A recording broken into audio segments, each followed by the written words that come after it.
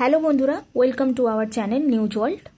Recently Israel এবং ইরানের যুদ্ধের মাঝে যে বিষয়টি বিশ্ব তেল বাণিজ্যিক ব্যবস্থাকে নাড়িয়ে তুলছে তা হল স্ট্রেট অফ হরমুজ।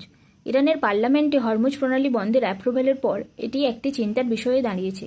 কিন্তু কি এই হরমুজ প্রণালী, কেন এটা এত গুরুত্বপূর্ণ হয়ে দাঁড়িয়েছে? ইরান এবং ওমানের মধ্যে রয়েছে হরমুজ প্রণালী। এই জলপথ ধরে প্রতিদিন 20 থেকে 30% গ্লোবাল অয়েল এবং ন্যাচারাল গ্যাস রপ্তানি হয়। হরমুজ প্রণালী এতটা গুরুত্বপূর্ণ হয়ে দাঁড়িয়েছে কারণ এটি পার্সিয়ান গালফ এবং গালফ অফ ওমানের মধ্যে অবস্থিত একটি স্ট্র্যাটেজিক চোক পয়েন্ট। কেবলমাত্র 21 নটিক্যাল মাইলস হোয়াইট পারস্য উপসাগরের মুখে অবস্থিত এই জলপথটি বিশ্ব তেল এবং ন্যাচারাল গ্যাসের রপ্তানির একটি গুরুত্বপূর্ণ পথ। প্রধানত ওপেক দেশগুলি যেমন সৌদি আরব, ইরাক, কাতার, কুয়েত, ইউএই এইসব দেশগুলি ক্রুড অয়েল রপ্তানির জন্য এই পথের উপর নির্ভর করছে, আর ভারত, চীন এর মতন এশিয়ান দেশগুলি নির্ভর করছে ওই জ্বালানির উপর।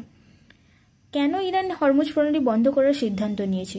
ইউএসের রিসেন্ট অ্যাটাক ইরানের নিউক্লিয়ার সাইটসের ওপর এবং ইরানের লিডার আয়াতুল্লাহ খামেনেইকে হত্যার চেষ্টার কারণে ইরান এই সিদ্ধান্ত নিয়েছে। অন্যদিকে ইরান এটা একটা সিগন্যালও দিয়েছে যে নন প্রলিফিকেশন ট্রিটি থেকে নিজেকে উইথড্র করে নেওয়ার এই প্রণালী বন্ধের মাধ্যমে। তবে হরমুজ প্রণালী বন্ধ হলে বিশ্বের উপর কী প্রভাব পড়বে? প্রতি বছর প্রায় $1 ট্রিলিয়ন অয়েল এবং গ্যাস এই পথ দিয়ে রপ্তানি হয়। সেটি বিঘ্ন ঘটবে, তেলের দাম বৃদ্ধি পাবে এবং গ্লোবাল ইনফ্লেশনের মতো সমস্যাও দেখা যাবে। তাছাড়া গ্লোবাল ওয়াটারওয়ে ব্লকেড ইন্টারন্যাশনাল লকে ভায়োলেটও করবে। অন্যদিকে ইউএস নেভিস 5th ফ্লিট চাইবে এটিকে ওপেন রাখতে, যার ফলে ওয়ার আরও জোরালো হবে। এই ওয়ারে এবং এই প্রণালী বন্ধ হওয়ার মাঝে চীনের ভূমিকা কী? কেন আমেরিকা চীনকে ইরানের সঙ্গে এই ব্যাপারে কথা বলছে? কারণ ইরান থেকে সবথেকে বেশি অয়েল কেনে চীন।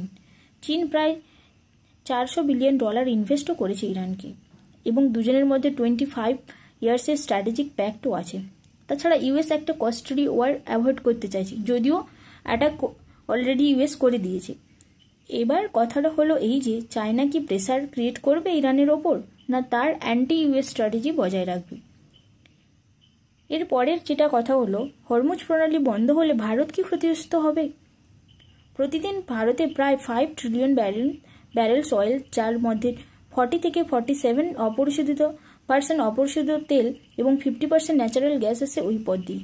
আর বেশিরভাগ তেল এবং প্রাকৃতিক গ্যাস আসে রাশিয়া, ইউএস, কাতার, অস্ট্রেলিয়া এবং এইসব দেশ থেকে, যেগুলো এই পথ ধরে আসে না।